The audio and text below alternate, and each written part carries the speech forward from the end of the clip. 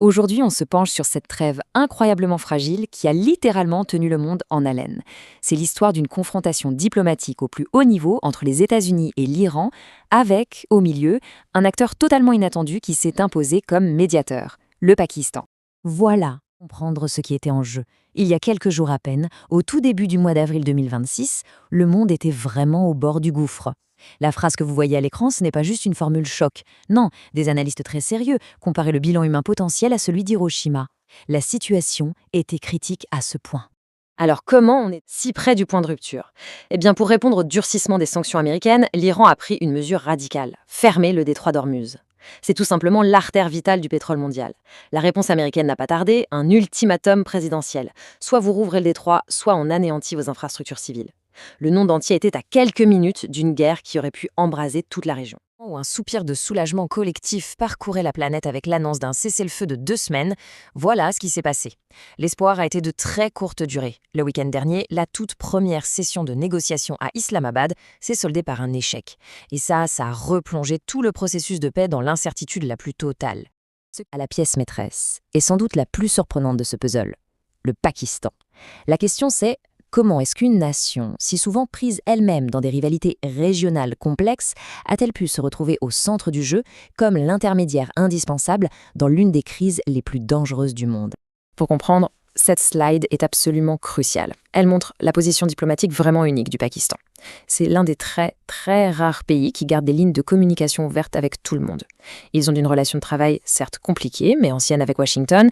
Ils partagent une frontière et un dialogue permanent avec Téhéran. Ils ont un partenariat stratégique en béton avec Pékin et en même temps des liens économiques très forts avec l'Arabie Saoudite et les Émirats. Ce réseau a fait du Pakistan le seul canal de confiance, ou en tout cas le moins suspect, quand plus personne ne se parlait directement. Mais soyons clairs sur les motivations pakistanaises. Il ne s'agit pas d'une tentative de jouer dans la cour des grands, loin de là. Comme l'indique cette slide, c'était un acte pur d'autopréservation. Une guerre totale à sa frontière ouest aurait tout simplement pulvérisé son économie déjà fragile, coupé son approvisionnement en énergie et déclenché une crise de réfugiés monumentale. Pour Islamabad, jouer les médiateurs n'était pas un choix, c'était une nécessité absolue. Et cette nécessité, justement, nous amène aux enjeux économiques qui sont colossaux. Parce qu'au-delà d'éviter une catastrophe humanitaire, cette paix, même précaire, a un impact immédiat, tangible, sur l'économie mondiale. Alors voyons un peu ce que le monde a à gagner et ce qu'il risque encore de perdre. Vous savez, les économistes ont une expression pour ça, le dividende de la trêve. C'est tout simplement le gain économique qui se matérialise dès que la menace d'un conflit s'éloigne. C'est comme une sorte de bonus que la paix vous verse, même si cette paix n'est que temporaire. Et là, on voit à quel point ce dividende a été spectaculaire et immédiat. Avant la trêve, le détroit d'Ormuz était fermé. Les analystes parlaient d'un baril de pétrole qui pourrait s'envoler à 200 $. Les bourses mondiales étaient en chute libre. Et au moment où le cessez-le-feu est annoncé, boum, les prix du pétrole s'effondrent et les marchés repartent à la hausse dans ce que les traders ont tout de suite appelé un rallye de soulagement. Alors concrètement, qui y gagne ? Pour les géants économiques asiatiques comme la Chine, le Japon ou la Corée du Sud, ça veut dire une énergie stable, moins chère et la réouverture des routes commerciales vitales. Pour les États du Golfe, c'est l'opportunité de financer une future reconstruction en Iran et de penser à une économie régionale plus intégrée.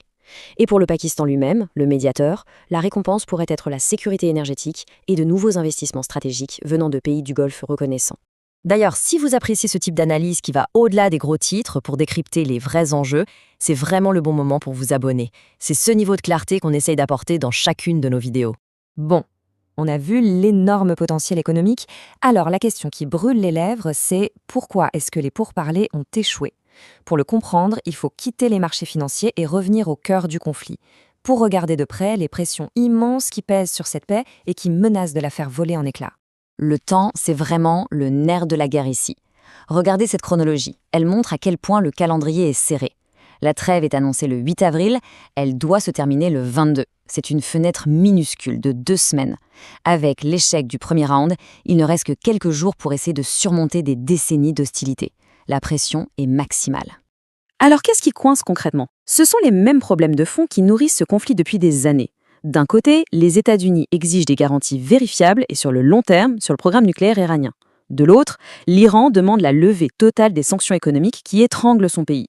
Si vous ajoutez à ça le contrôle stratégique du détroit d'Ormuz et la posture très ferme du président Trump, qui, sous la pression de son électorat, a répété que l'Iran n'aura pas l'arme nucléaire, eh bien, vous avez la recette parfaite pour une impasse diplomatique.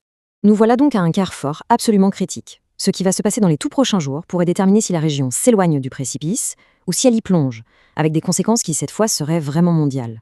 Et toute la tension est là, résumée en une phrase.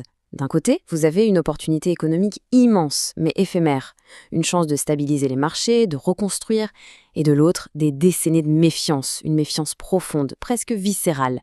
Au final, on se retrouve avec cette seule et unique question.